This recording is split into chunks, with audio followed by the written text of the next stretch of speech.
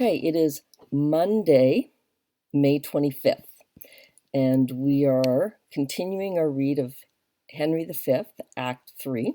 We're now on Scene 2. Our reading focus consists of the fact that this scene provides a perspective of the foot soldier, and you're asked to cite at least three pieces of support that illustrate how the foot soldier feels about war. And then you're asked to explain the significance of the lines that you chose. It's not enough just to drop in a quote. You have to take the time to think about what the quote itself means. So that'll be our first focus for the chat.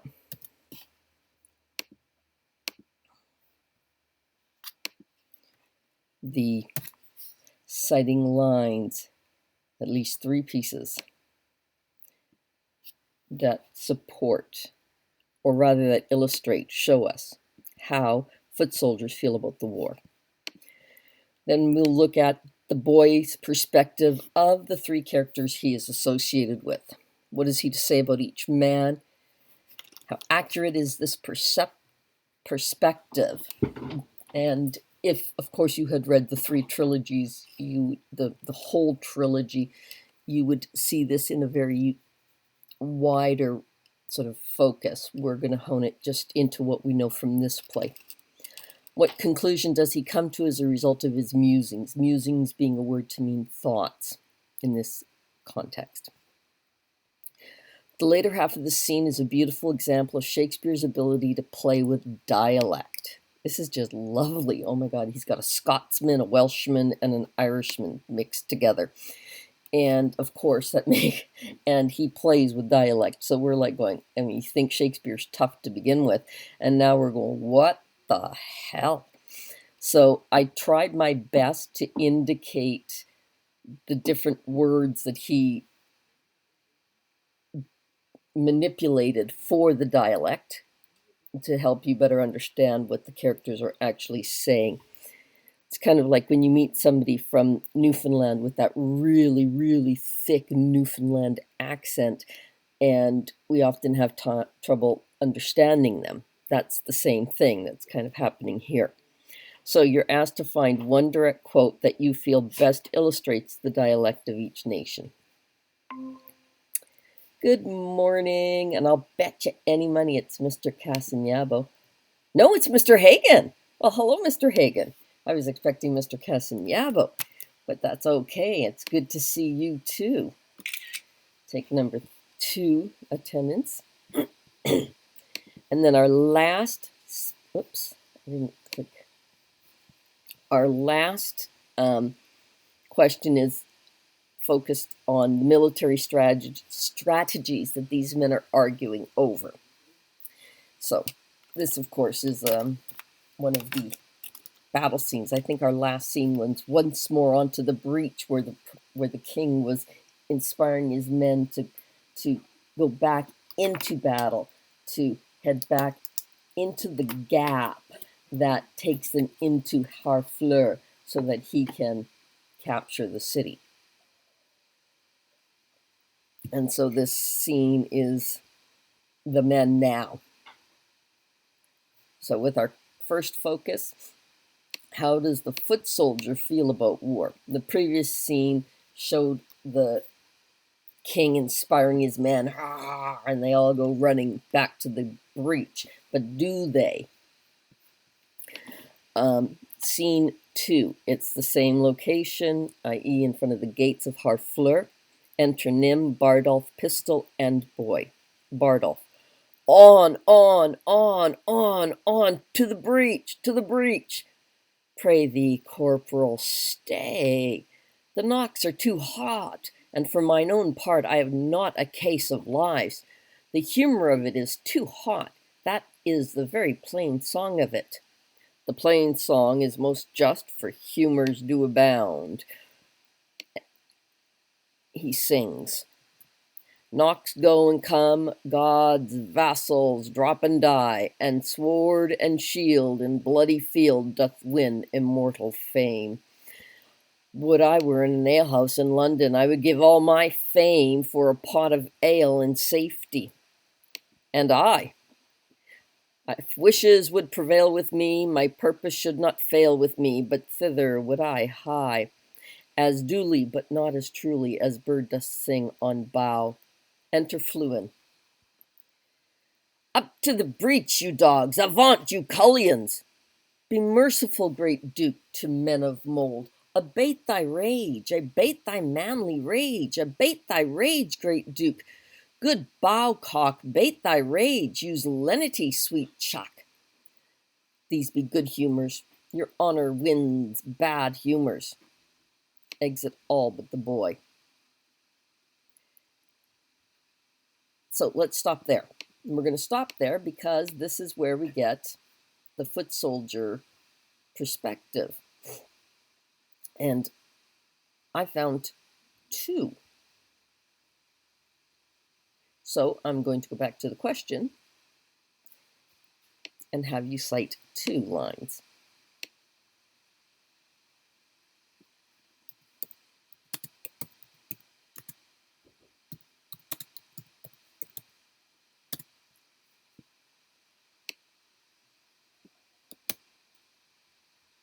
There we go. Ah, it's lovely how I can switch this now. Just in case your document doesn't change with my document, I'm going to put that here. So, Mr. Malalualan, Mr. Antonov, or Mr. Hagen.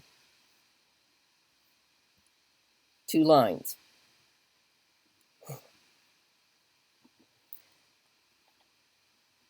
It's one thing for me to bold them out. It's another thing for you to say what they mean.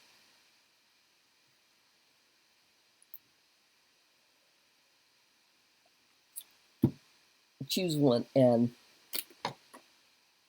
endeavor to explain it.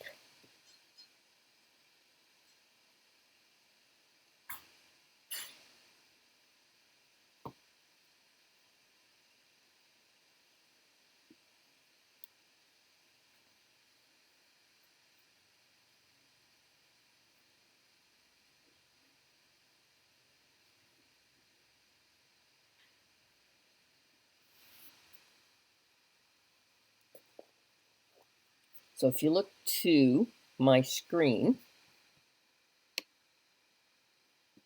you will see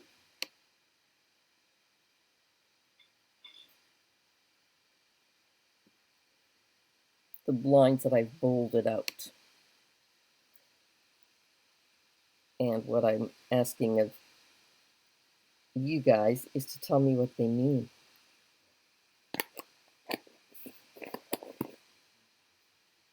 You can't see them? Oh my God, well, of course not. Guess who hasn't done present now? Oh, yes! And you didn't even see my screen. I'm so proud of you, Mr. Antonov. Woohoo! That's the second one. Yay! And it's probably the easier of the two to explain. Second step is to tell me what he's saying.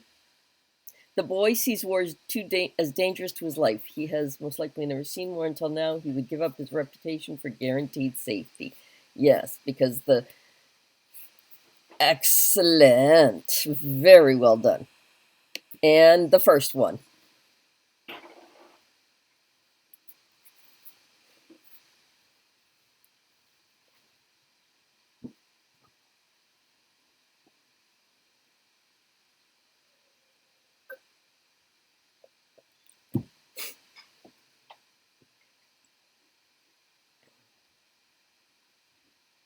You can see my screen now, I think.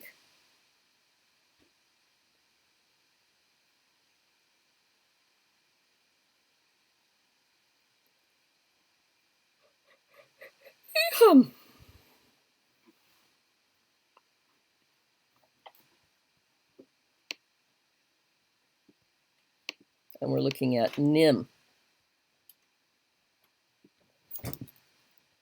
You see, because Bardolph, this is after that inspirational speech by the king, and Bardolph, who was a close buddy to the king, is inspired by him. So he's encouraging his friends, on to the breach, on to the breach, to the breach. So he's swallowed it, hook, line, and sinker.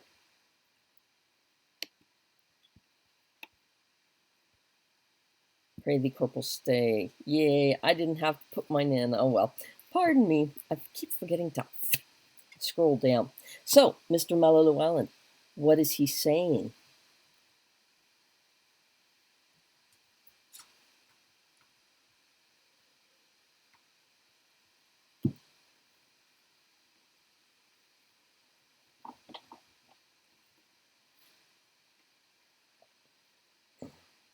What is he saying?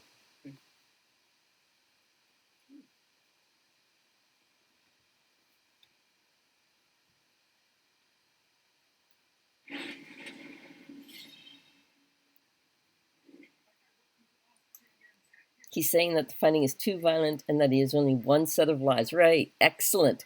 That's it. I'm not interested in dying. Ironically, they came to war, right? But it's almost as if Nim had no concept of what war was until he got here. So neither Nim or the boy had any real understanding of what they were getting into.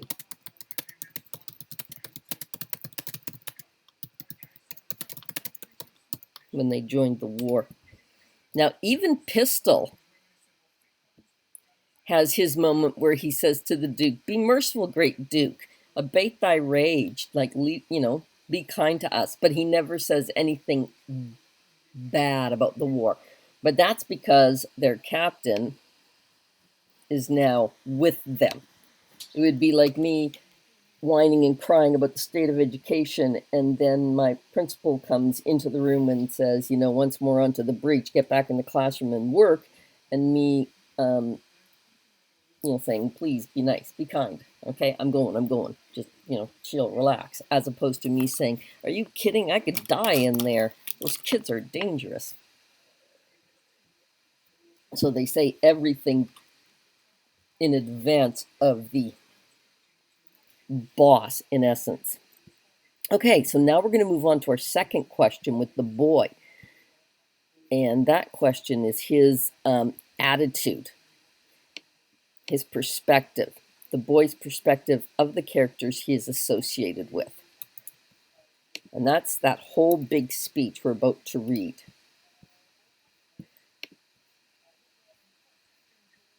Here it is. Exit all but boy. As young as I am, I have observed these three swashers. What's a swasher? I am boy to them all three, but all they three, though they would serve me, could not be man to me. For indeed, such three antics do not amount to a man. For Bardolph, he is white-livered and red-faced, by the means whereof he faces it out, but fights not. For Pistol, he hath a killing tongue and a quiet sword, by the means whereof he breaks words and keeps whole weapons.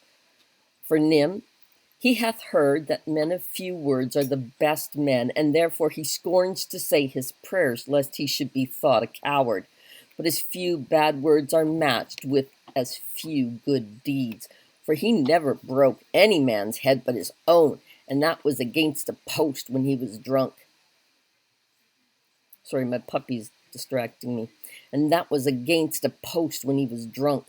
They will steal anything and call it purchase. Bardolph stole a lute case, bore it 12 leagues, and sold it for 3 halfpence. Nim and Bardolph are sworn brothers in filching, and in Calais they stole a fire shovel. I knew by that piece of service the men would carry coals. Lady, go see Poppy Bear. Go see Poppy Bear. Figured out how to get in. Yeah. They would have me as familiar with men's pockets as their gloves or their handkerchiefs, which makes much against my manhood. If I should take from another's pocket to put into it for mine, for it is plain pocketing up of wrongs. I must leave them and seek some better service. Their villainy goes against my weak stomach, and therefore I must cast it up. Exit. Enter Fluin and Gower. Okay, so there we go. I'm going to leave that up. As you can see, my lovely puppy is distracting me like crazy. So while you are rereading that and coming to conclude what his opinion is of the other three, Bardolph, Nim, and Pistol. Come on, sweet Peter. Go see Poppy. Go see Poppy. Come on. Good girl. Oh, goodness. Did you really figure that out? What a smart puppy bear. How dangerous that is for you. That crazy puppy. So, Bardolph, Nim,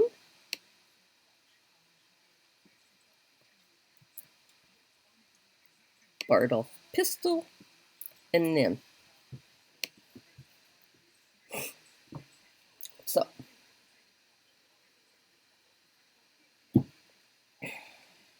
the boy's perspective of the three characters he is associated with. What has he to say about each man?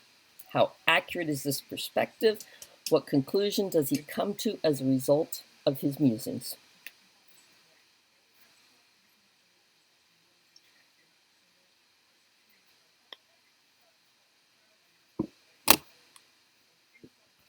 The boy states, oh, that's mine. Huh, poop.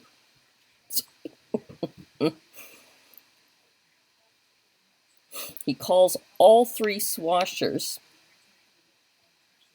He calls them, all three of them, antics. And then he gets into specifics. Now, what does that mean? What does that mean? What does it mean? What does it mean what he's calling these people?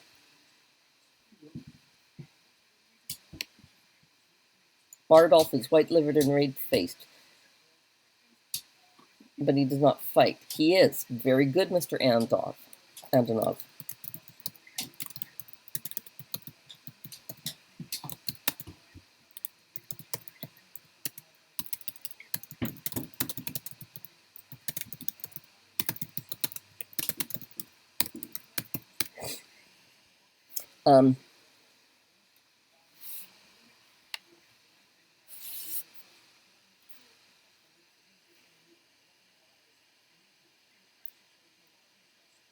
We still have Pistol and Nim.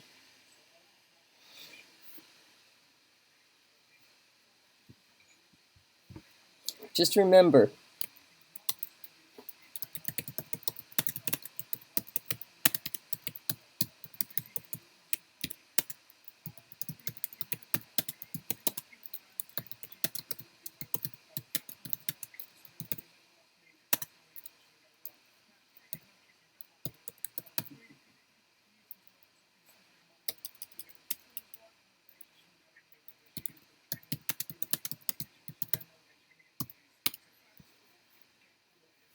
Pistol, he hath the killing tongue and quiet sword, but he doesn't follow through. Very good.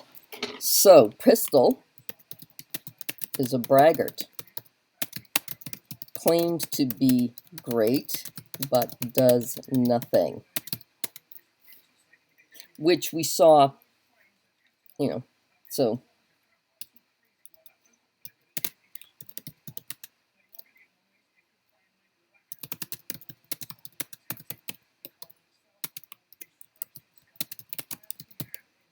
he kind of fits this proverb, talks the talk but doesn't walk the walk.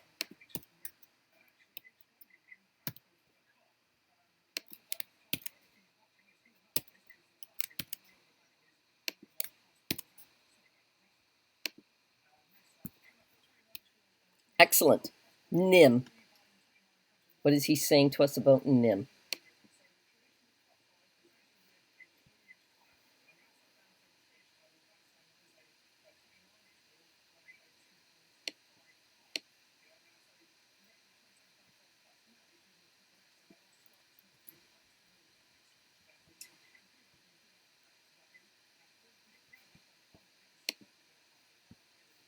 So let's move on to Nim.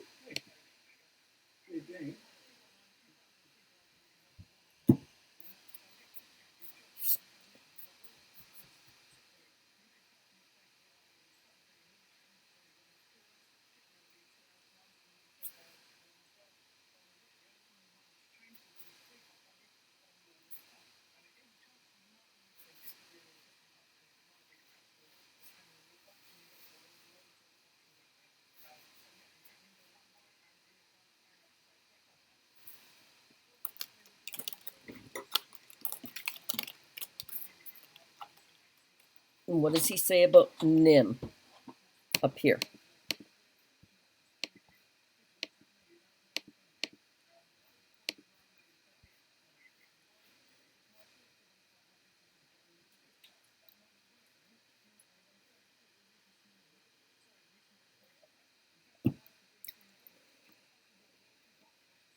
He says one thing specific about each man, and he combines them all into one category.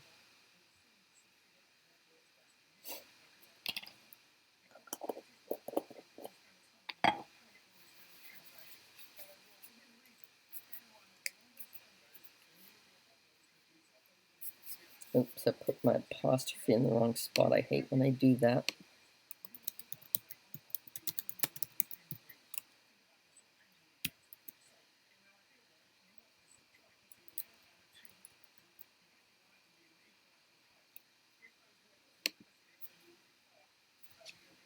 So Nim. What is he to say about Nim?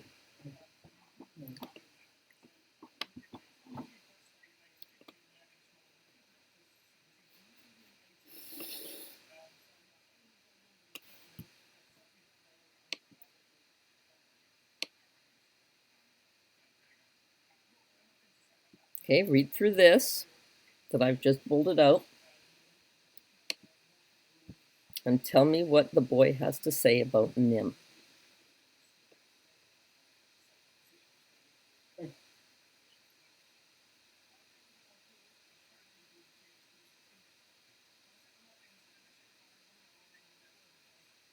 I'm going to unbold it because I can't stand the fact that the number 30 is where it is. Ick.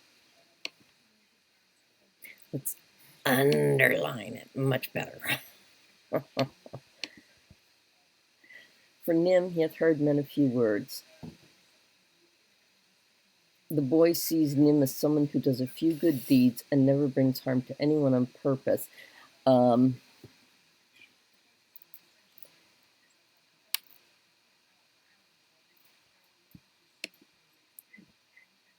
But his few bad words are matched with his few good deeds. So he says little to avoid being thought a coward, but it means the opposite. He does as little as he says. And the only head he's ever broken has been his own.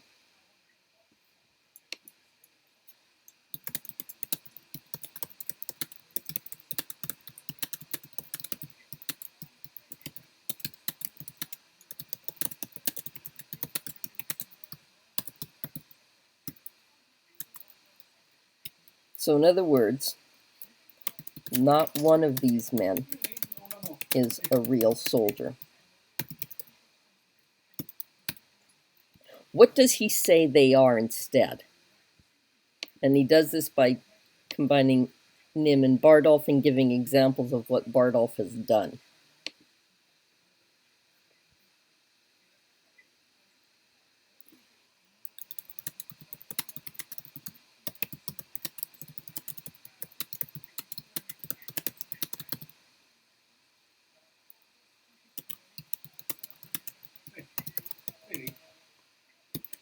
The only I wrote conclude.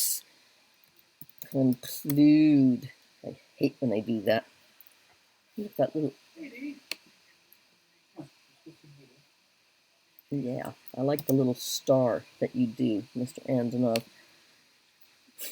I'm going to do that from now on. What does he conclude about these men?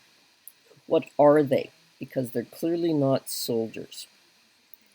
So let's go to the page, look at some of these things. Lady, come on. This is probably the best one. And Lady, come on out of there. Come on, let's go. Come here.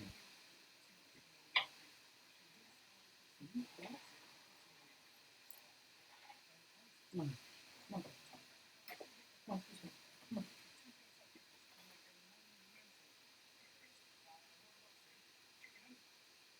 Lady Jane, come.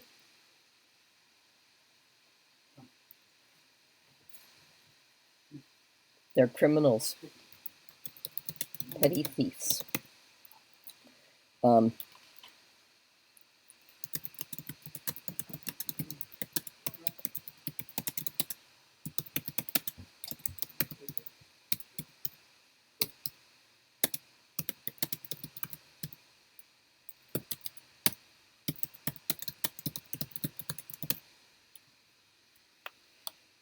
Okay, so identify at least one example that Bardolph stole.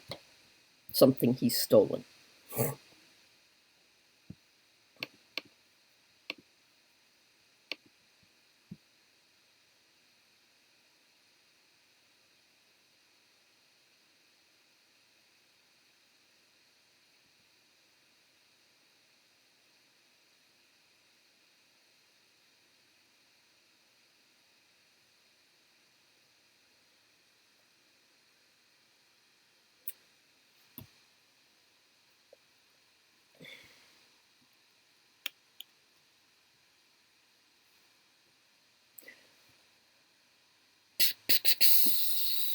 One, two, a flute case.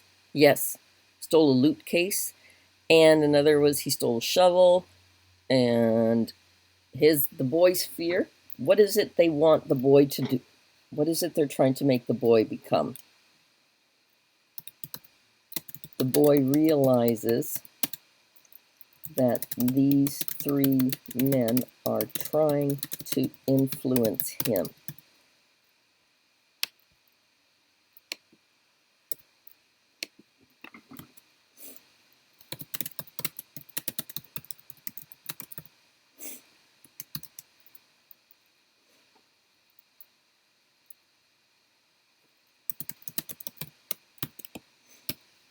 Yep, which is,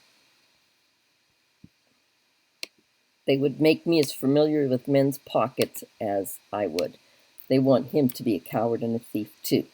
Yes, though they would never admit to being a coward. They have no problem admitting to being a thief. So, what does the boy decide as a result?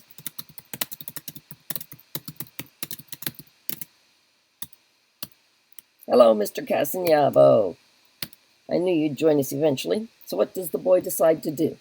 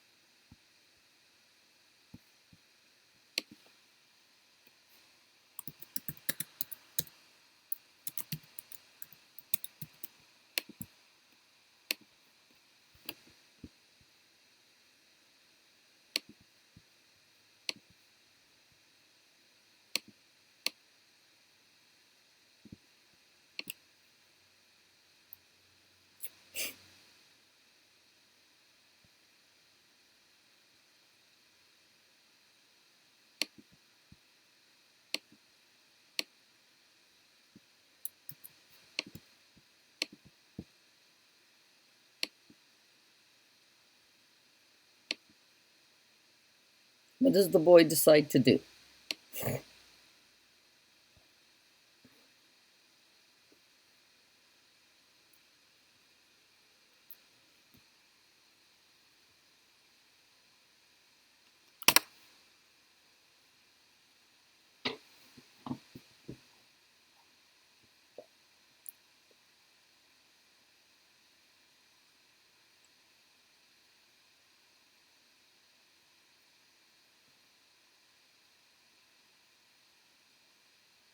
Bingo. Yep. He doesn't want to be like them.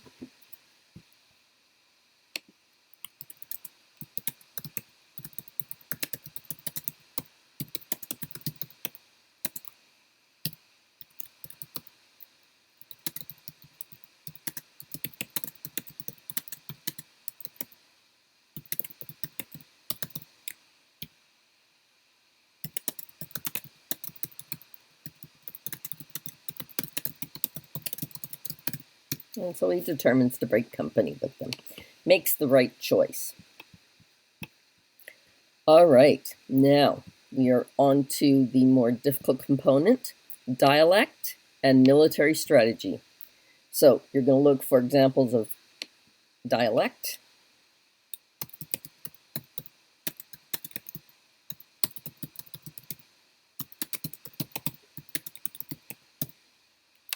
which man is which. In some cases, you're actually told, and military strategy.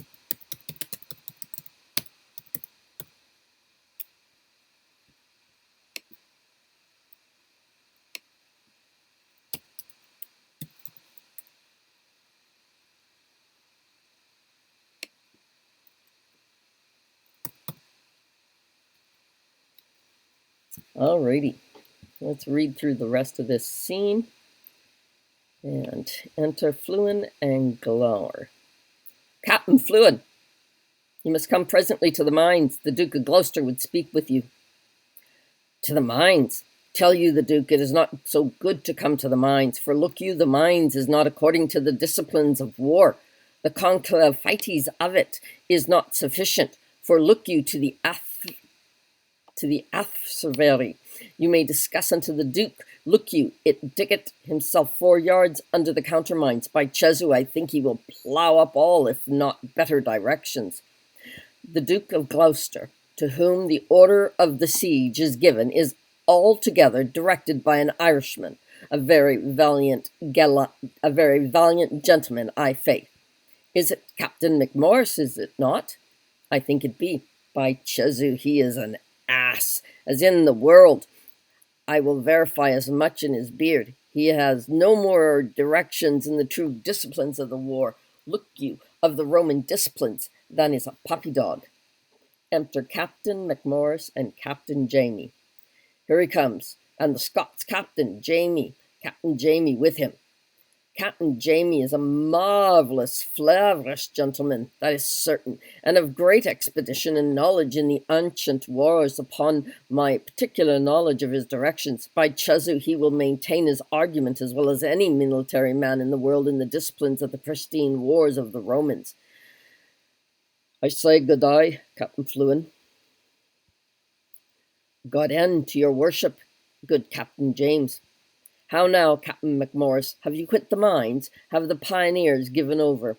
By Christ, la, 'tis ill done. The work ish give over. The trumpet sound the retreat. By my hand, I swear on my father's soul, the work ish ill done. It ish give over. I would have blown up the town, so Christ save me, la, in an hour. Oh, 'tis ill done, 'tis ill done. By my hand, 'tis ill done. Captain McMorris, I beseech you now, will you vouchsafe me, look you, a few disputations with you as partly touching or concerning the disciplines of the war to the Roman wars, in the way of argument, look you, and friendly communication, partly to satisfy my opinion and partly for the satisfaction, look you, of my mind as touching the direction of the military disposition. That is the point.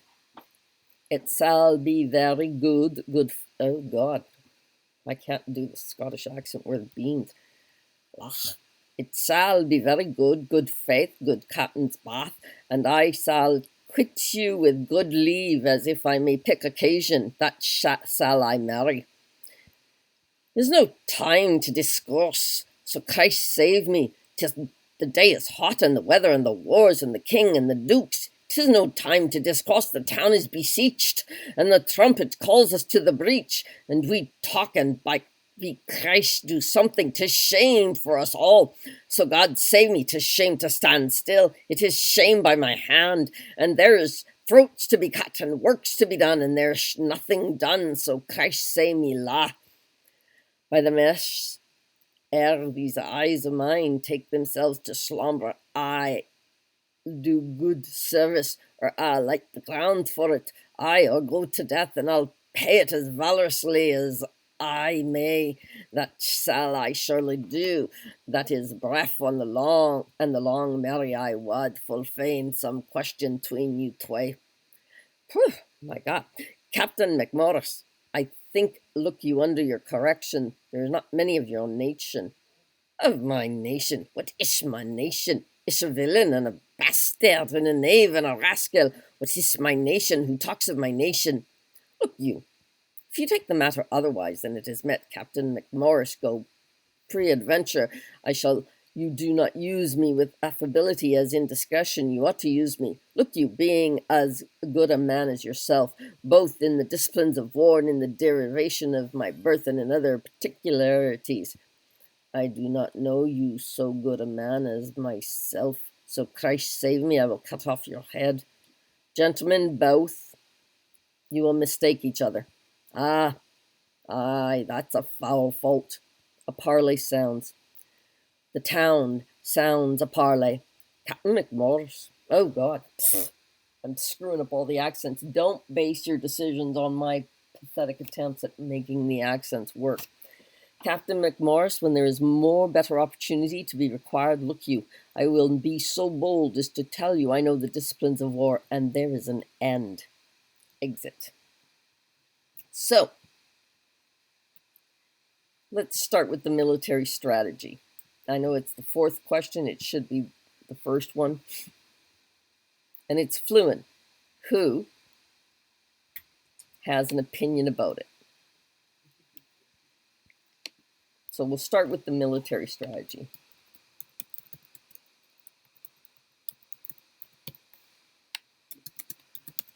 What strategy?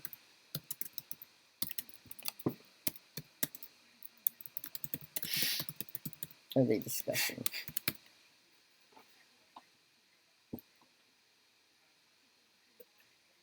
I have to do the underline because if I don't,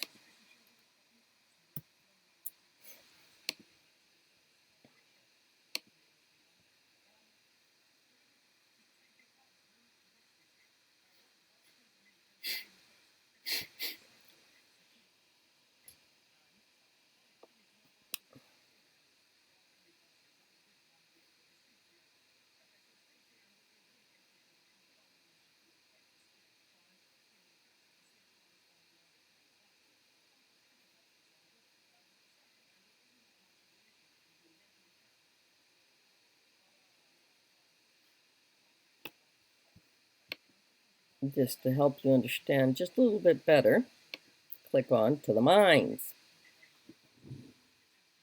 Flower enters and tells Fluin that he is being ordered to go to the mines, and the Duke of Gloucester would speak with him.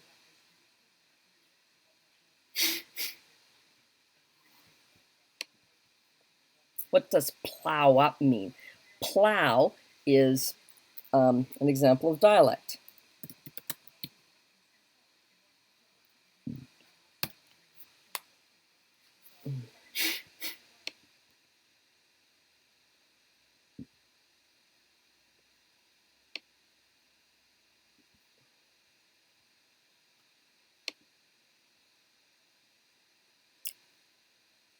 Or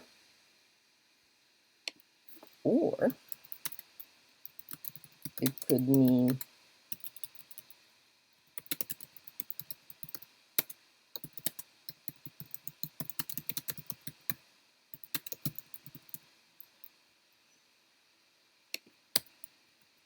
or it could be a metaphor for plowing the field, digging, as they have to dig the mines. The mines being the tunnels.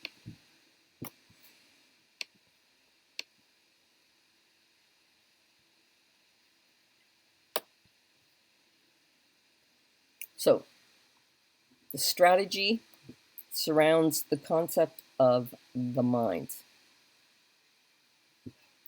Yes, They are digging, and this is the strategy. Tunnels under the wall in order to get into enemy territory. In order to get that, you have to go back to the footnote here, the mines. So we click on the mines. The mines, tunnels being dug under the wall so British soldiers can gain access to Harfleur. What is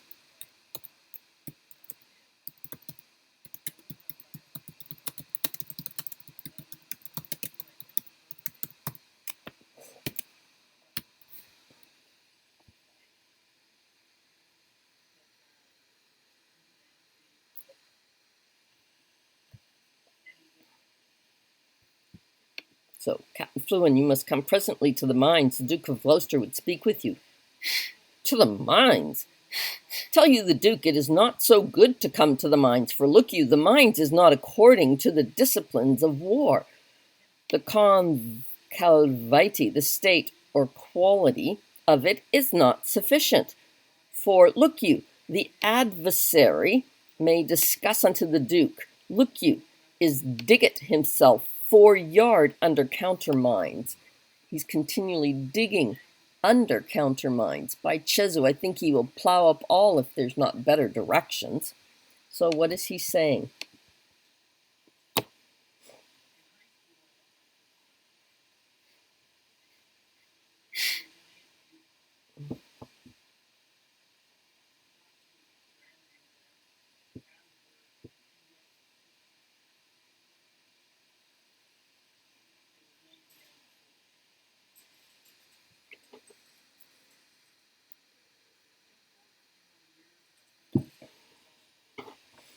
Tell you the Duke it is not so good to come to the mines.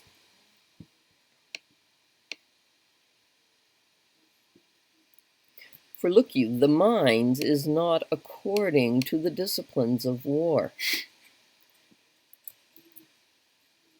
Yikes. I don't like that. I'm going to have to take that out.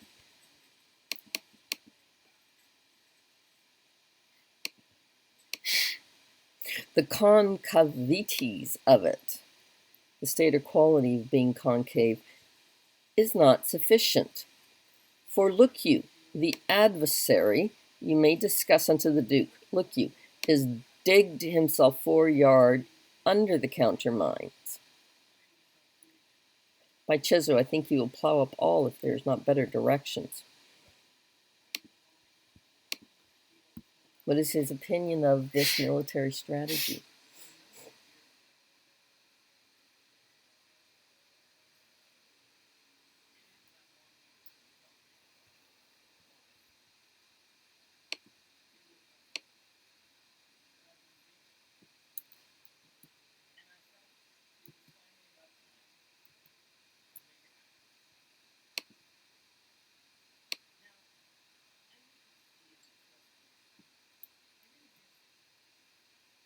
Ooh, it does it again.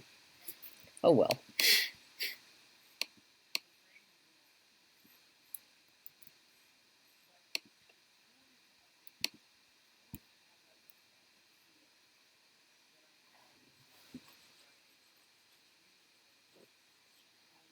Does he approve of the idea of digging the tunnels?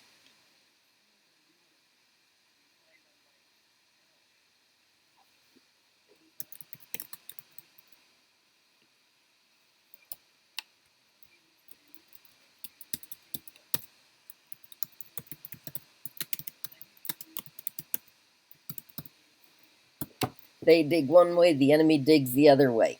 I mean, it really is counterproductive. Alrighty, now let's look at their amazing dialects. So first, who is Irish?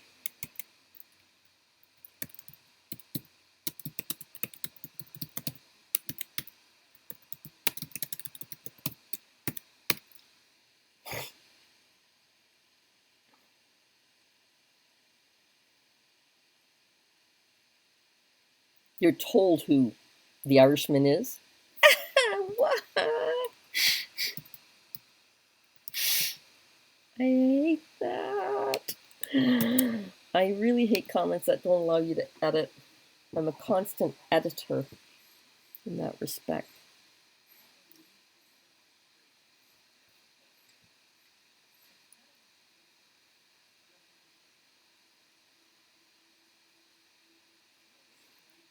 Who is Irish, who is Scottish, and the hardest one will be who is Welsh. But because we know who is Irish and who is Scottish, we can then eliminate and determine who is Welsh.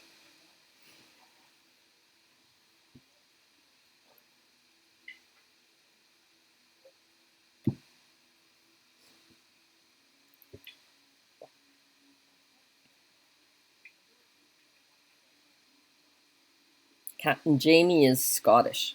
Very good.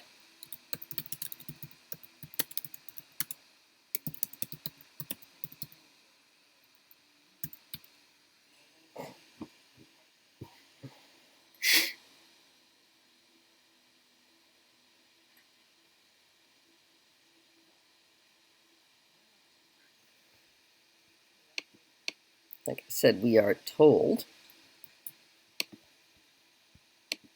McMorris is Irish. Yes.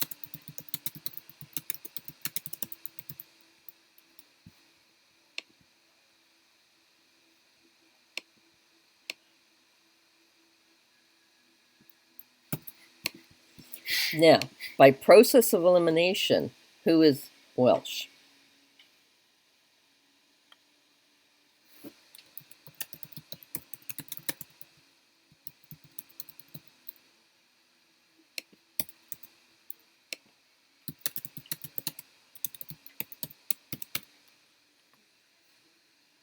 No, Jamie is, yes, Mr. Mellowellen.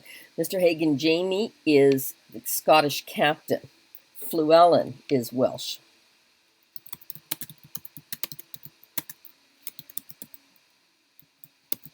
So, you go to each man's text, you look at Llewellyn, you look at what he says, what in there is a good example of his dialect.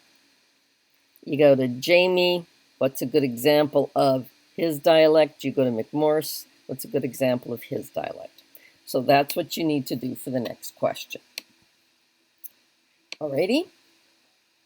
So that brings us to the end of scene 2. So now we're going to read scene 3. This is a beautiful, quite terrifying speech. And I remember Tom Hiddleston saying in Shakespeare Uncovered that the young king surprises even himself in this speech. He makes some truly horrible threats to the governor. List these threats, and then I want you to consider whether or not King Henry would follow through on them if the governor had refused to yield.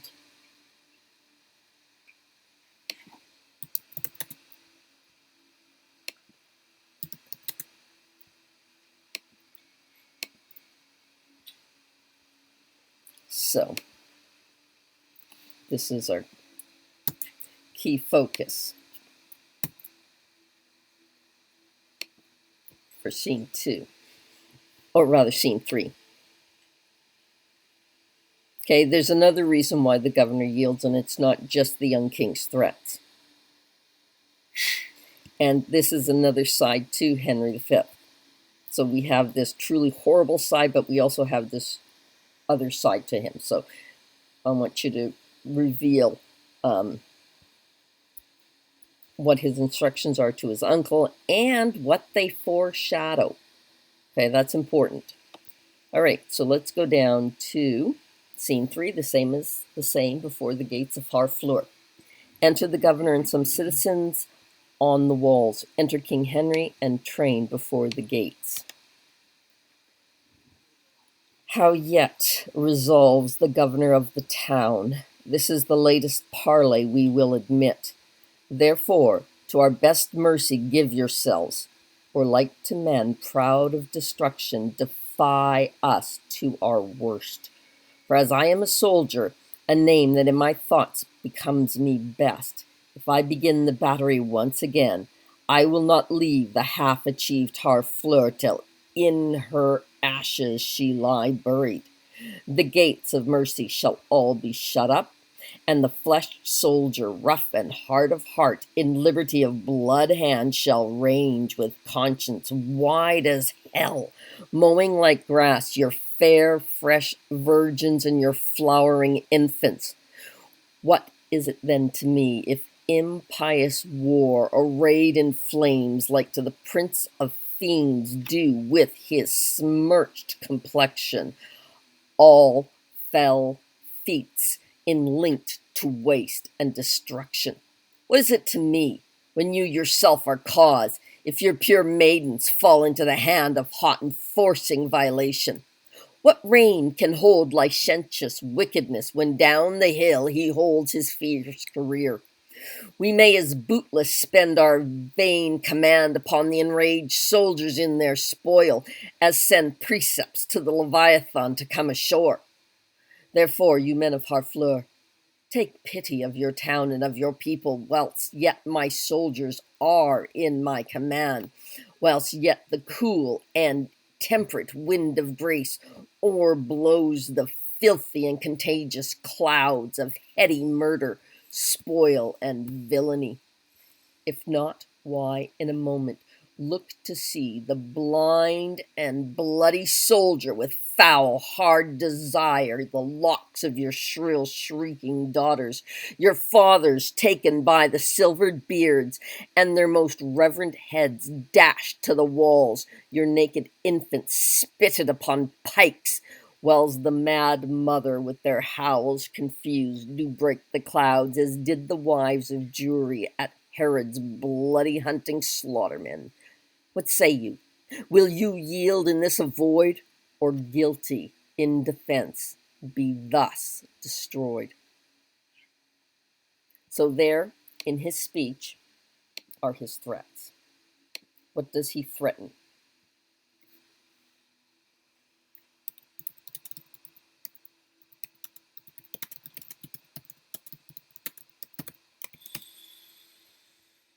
What threats does the young king make?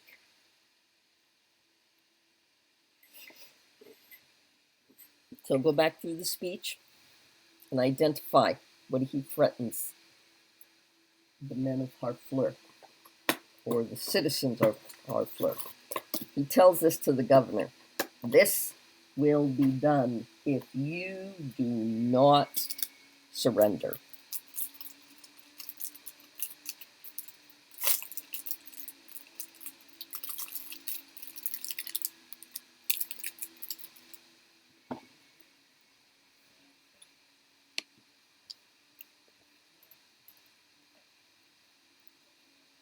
This is what we will do if you do not surrender.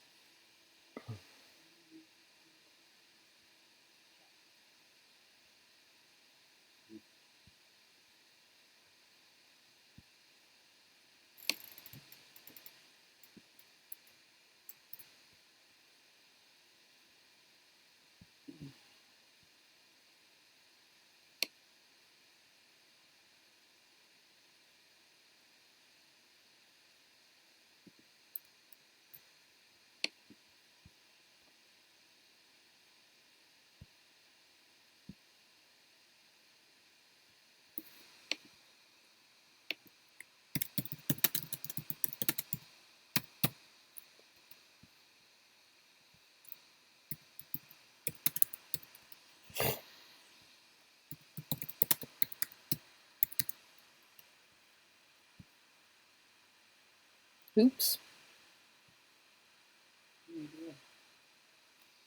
Leaving hand sanitizer in a hot vehicle is a virus. Then we better take it out of the trailer. In a really hot car. The trailer, oh, and the car. Trailer's not so bad. No, but, okay, because the trailer has, yeah, it's insulated. Insulated. It doesn't have the windows. The windows are tinted. Mm-hmm. And they're kind of reflect. It doesn't do harm. It's not so direct.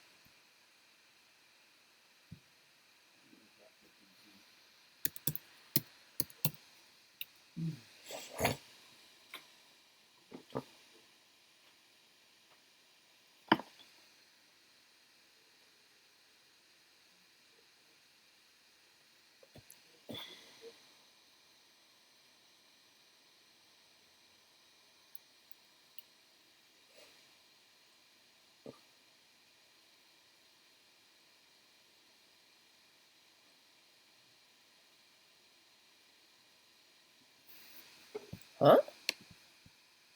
English 30-1, Block 1. Oh, you need to go into classwork and scroll down to Act. Where's my Act 3? Here it is. Henry V, Act 3, Prologue and Scene 1. It is in that.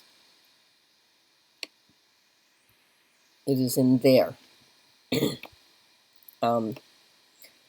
I just saw no reason to continually share the document with you. So, if you go to classwork, it's the second one down from what we're doing today. Act 3, Scenes 2 and 3. So, that's where you'll find the document, Mr. Castagnago. Very good. Excellent. Very good, Mr. Mellowellen.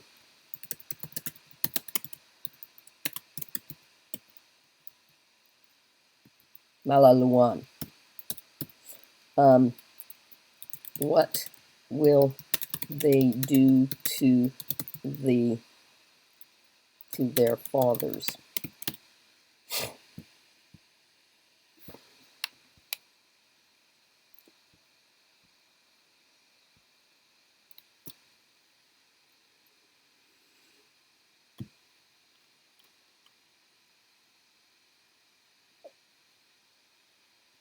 Because he also brings the fathers into the mix.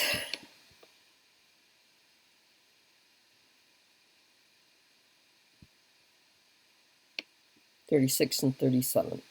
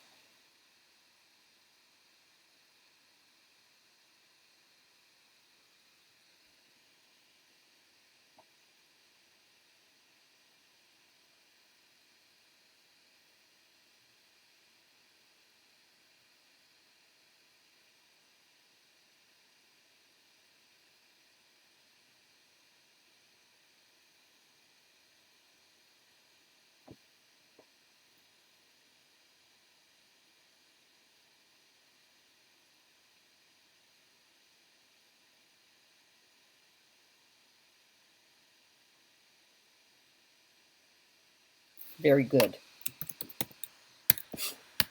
There is one more thing he speaks about. He talks about spoil.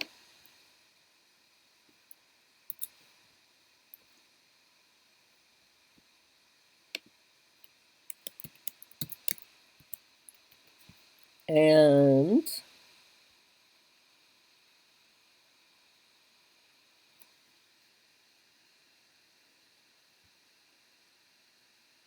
where else does he? Again, one other element of the spoil as well as raping. There's a phrase that we use to rape and pillage. What does the pillage mean? What is to pillage? Stealing, yes. Yes, indeed. Now, the king has told the governor that if he does not surrender, this will happen. When the governor surrenders, the king then determines that this will not happen.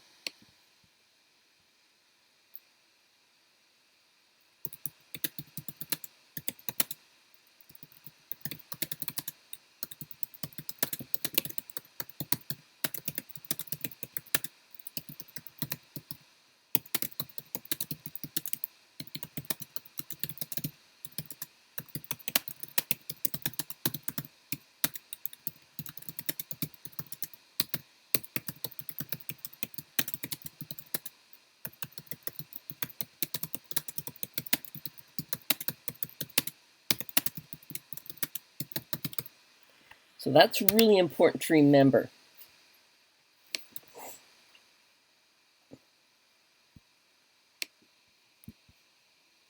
So, the governor stands down.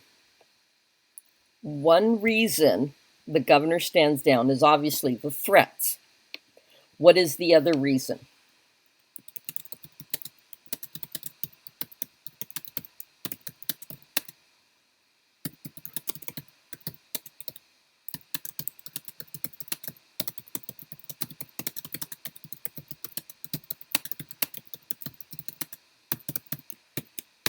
Ah! What did I do wrong? Something's not spelt right. I think I might not be spelling something right. As well as the threats made by King Henry V, what other reason does the governor give for standing down? So here he stands down. Our expedition hath this day an end. Why? Lines 45 to 50.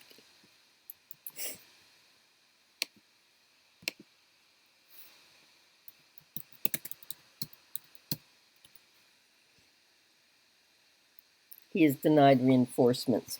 And who was supposed to give him reinforcements?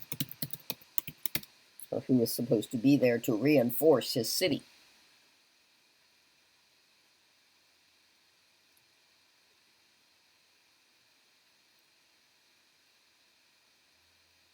The Dauphin.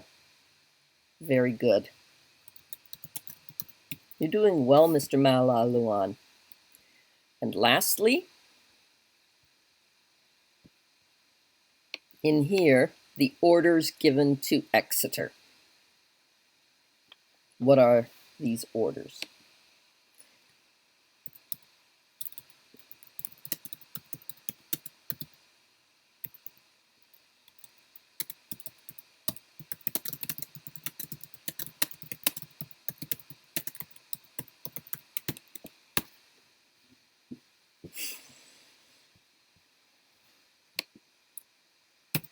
They're in there. 52 to 59.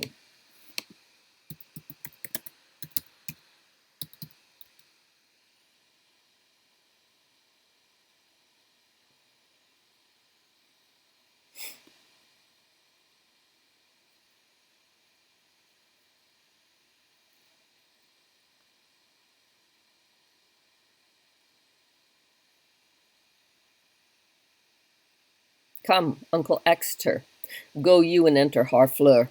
There remain and fortify it strongly gainst the French. Use mercy to them all for us, dear uncle. The winter coming on and sickness growing upon our soldiers, we will retire to Calais. Tonight, in Harfleur, we will be your guest. Tomorrow for the march, we are addressed. Are we addressed?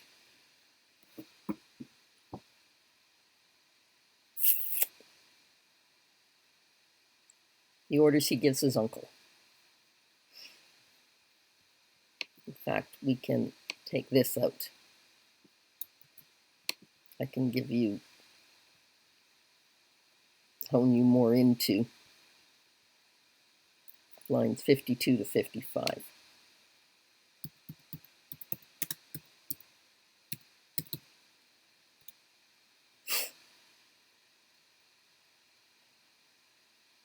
Come, Uncle Exeter, go you and enter Harfleur. There remain and fortify it strongly gainst the French. Use mercy to them all for us, dear uncle.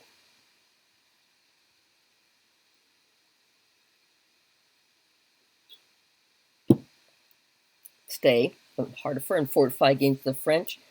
And, very good, Mr. Malaluan.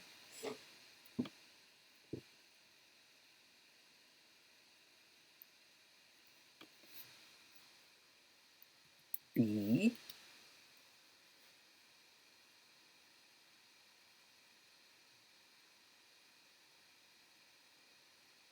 Remember his threats prior to that? Be merciful.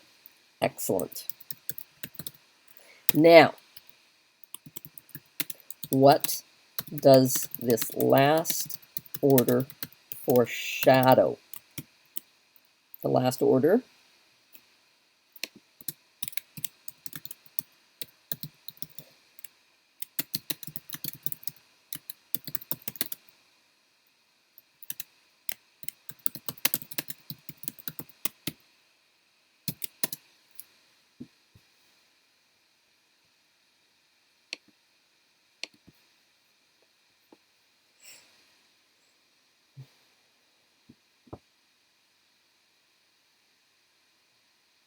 and we've read the whole play. It has to do with Bardolph.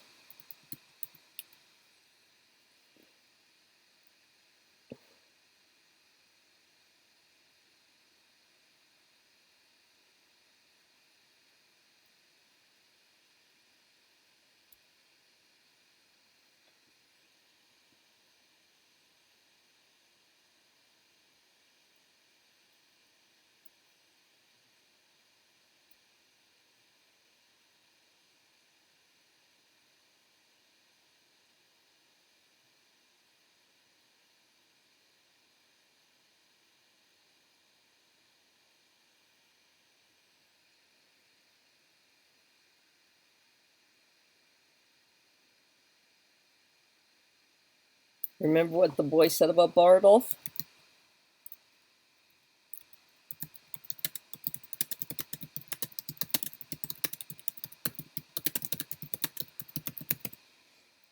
Now, we're not looking at his being cowardly.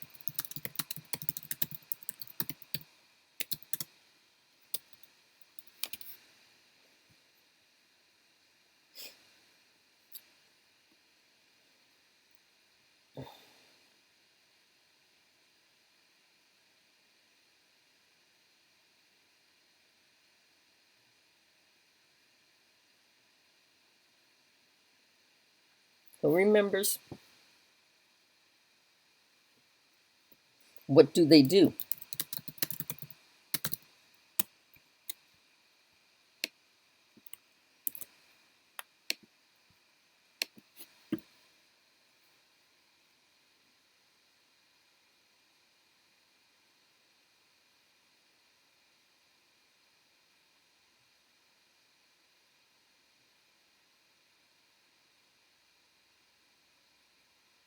Okay.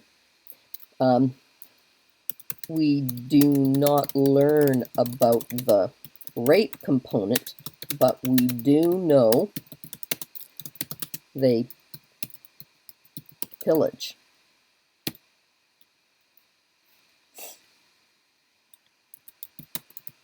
who gets caught and what happens to him.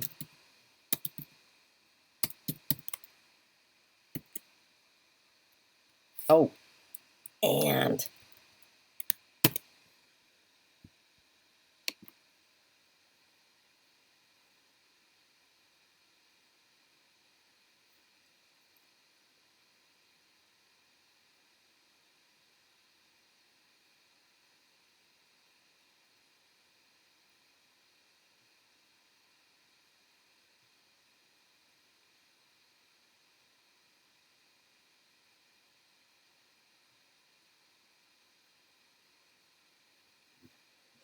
now, of course, I'm basing this on the assumption that you have, in fact, read the whole play like you were supposed to have done.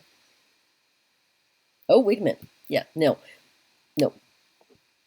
But as a reminder, Bardolph, and we will get to this in a couple of one or two scenes, perhaps the very next one, is caught stealing, and Exeter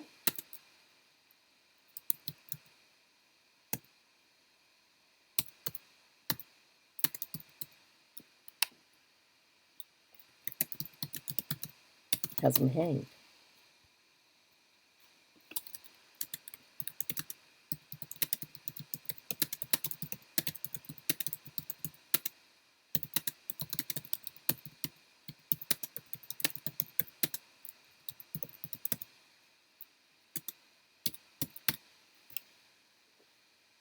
Alrighty. Oh, crap.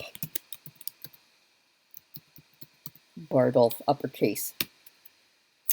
Alrighty. That takes us through those two scenes.